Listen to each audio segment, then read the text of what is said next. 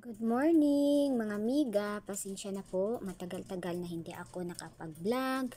But to this video, nasa backyard ako ng bahay namin. Maulan konti guys, pero mamimitas tayo ng rose apple. Masaya to guys dahil hindi naman kataasan yung bunga. Nasa baba lang.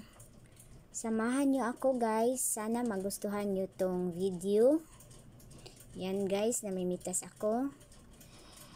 Please, paki-subscribe po, like and share. Salamat.